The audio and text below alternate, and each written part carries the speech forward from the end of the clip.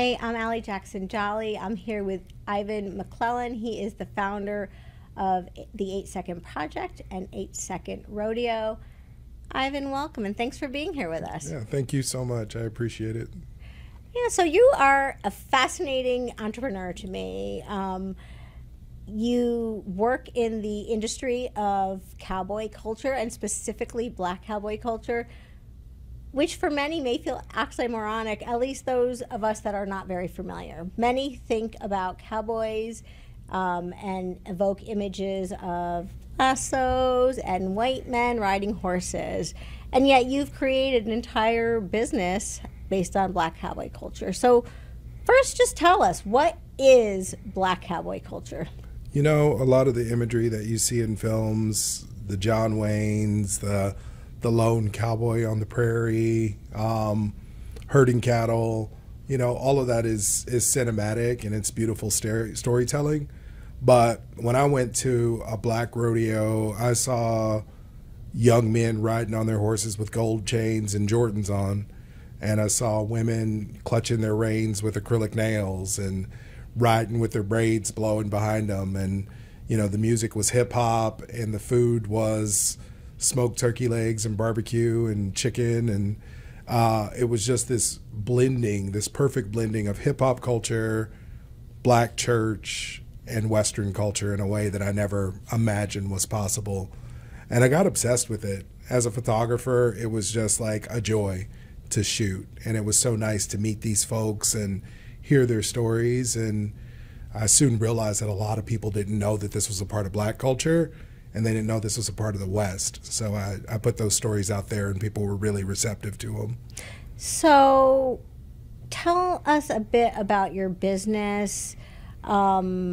Is this a business? Is the black cowboy industry one in which there is, you know, a real market and in which someone as yourself can make a living, or is this a side hustle? Is this a part-time job for you? It's, you know, it definitely started out as a side hustle, but now it's a full enterprise. It started out with commercial work, I think was when I got my first money. So Wrangler was one of the first clients that reached out to me.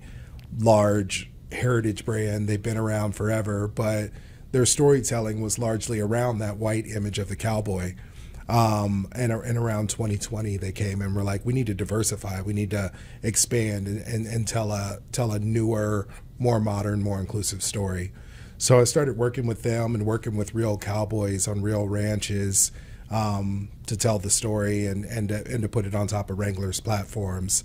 And then after that, along came Stetson, you know, Heritage Hat Company, Ariat, the boot company, and basically every other Western brand. As this image got out there and movies like Harder They Fall and Concrete Cowboy came out, even brands like Instagram and Apple started coming wanting this imagery. So it's been in demand for nearly 5 years now and just continues to grow and expand. I took that and started to get athlete sponsorship because I had these relationships with these brands. Like the boot brand Tecovas has sponsored a couple of athletes. Sponsorship is critically important to get these athletes down the road so they can compete at a high level. And then we started our own rodeo last year. So let me just take a step back. When you say you worked with the Wranglers and the Stetsons to help tell the black cowboy story, tell me exactly what you mean. You did this through videography, through photography, through writing. What do you mean when you say that? All of the above. I'm a one-man band. I do a little bit of everything, and so I would go take pictures of people or take a video of someone, and then I would write about them. I would tell their story, tell the story of the day when we were there riding bulls in an arena in Crosby, Texas, or tell their story of how they got into rodeo and where they're headed and what their dreams were, and then they would post it on their social channels. Or we would do that storytelling through video as well. And so you referenced about 2020 was when these larger brands all of a sudden realized that they were not thinking inclusively enough about their audiences. But when did black cowboy culture, when did black rodeos, how long have they been a part of, I guess, the western part of America? Since the beginning, since the beginning, black enslaved folks started cowboying as soon as they got out of bondage, and were really influential in the culture. And they were driving cattle all around the West and working on ranches. And you have figures in the Wild West like Bass Reeves, Nat Love, Stagecoach Mary, that have fascinating stories and are as tough and rough as any other cowboy. And then after sort of cattle drives ended, a lot of these cowboys started rodeoing so that they could have a place to show off their skills. They were great ropers. They were great at moving cattle. They were great horse riders, and then they started doing that for entertainment after there really wasn't a need for a working cowboy anymore. But black folks have been doing this forever. It just took, massive cultural upheaval for these Western brands to start to recognize it and feel a need to tell these stories. But where do you think, so black cowboys have been around for a very, very long time. They've been wearing jeans, I assume, and hats. Were they buying them from these, historically white thinking brands, I'll call them? Or were they, where were they purchasing their hats? Did Wrangler already have a pretty large segment of the black cowboy population? What do you think? Yeah, I think, it's been a case of this culture loving these brands, but these brands not loving the culture back for a long time. And you can say that about a lot of different brands, especially when it comes to hip hop culture. There are things that folks have an affinity for and they wear and they represent and promote, and the brands don't really reciprocate that. It's not a conversation often. So to see that change in the Western world, which is one of the most traditional and white sort of segments of fashion, was incredible and really amazing to be a part of. And then to turn around and get these athletes sponsored by these brands was even more important and more impactful and frankly rare. And so when you say athletes, you mean the rodeo, those that were participating in the rodeo? Yeah. Calf ropers, bull riders, bronco riders, the women do barrel racing. All of these are very dangerous and require a lot of athleticism and a lot of skill. So I absolutely call these cowboys and cowgirls athletes because they are. And so it sounds like until recently, black cowboys and cowgirls, I don't know. You tell me. Are they all cowboys? I use cowboy as sort of a general gender neutral term. So I'm gonna follow your lead. Right, so until recently, black cowboys were not getting a large part of that prize money. What does a large prize for a cowboy, regardless of race, look like? So, typical black cowboys or typical black rodeos are more amateur.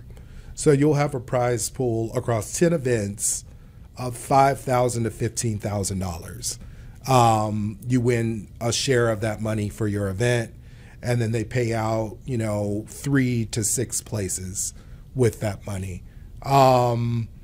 Rodeos more broadly, rodeos that are majority white, can pay $1 million, $2 million in prize money across those same 10 events. And then those cowboys that win those big prizes are often getting the sponsorships from Wrangler and Stetson, or from who's sponsoring them? Anybody in the Western world sponsors. So it's kind of like the race car model, but for cowboys. Exactly. Okay. I mean, it's literally like your vest it looks like a race car. You got a patch from Wrangler. You got a patch from an animal feed company. You have a patch from Jack Daniels, from a litany of different brands. Monster Energy is a big player in the space. So everybody's going after this pool of sponsorship because that money helps you pay, to feed your horse, to get your truck down the road. And you need that sponsorship money to compete for a season, because it's very difficult to compete professionally and have a full-time job. So getting sponsorship, getting sponsors interested in Black Cowboys is critically important to get Cowboys up to that $1 million prize pool opportunity.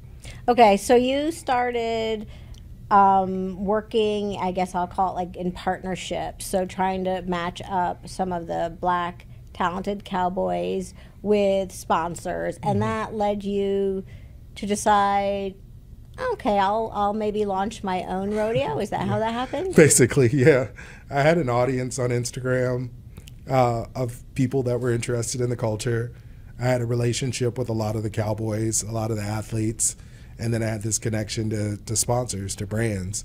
So I was like, all you got to do is put all those together and you got yourself a rodeo. It obviously was a lot more complicated than that, but I did my first rodeo last year in Portland, Oregon. We had about 40 athletes, and we gave away $60,000 in prize money across 5 events. So for a Black rodeo, that money was unheard of. People thought we were lying, people thought that it was fake. But they showed up, tried their hand at it, and we pulled it off somehow. It was a moment in Portland. Like, people went nuts, and most of the audience had never been to a rodeo because it wasn't a space that a lot of folks felt comfortable in. But we sold out 2,500 seats and put on a hell of a show.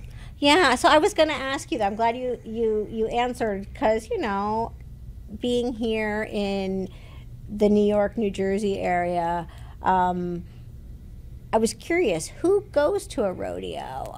And so your answer is that for your rodeo, at least, many were first-time viewers. Is that right? Yeah, absolutely. I say our rodeo audience are the unindoctrinated. They're folks that have never gone to an event like this before. They don't know the sports.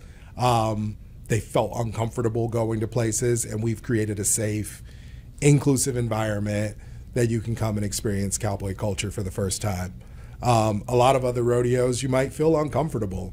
It's a lot of rough people. It's a lot of drunk people. It's rowdy and it's really male dominated and very white. So it's white, but is it inclusive? And let me take a step back. Yeah. I just read, I knew you were coming. Yeah. I invited you here. I wanted to understand this industry of Black Cowboys and Black Cowboy culture.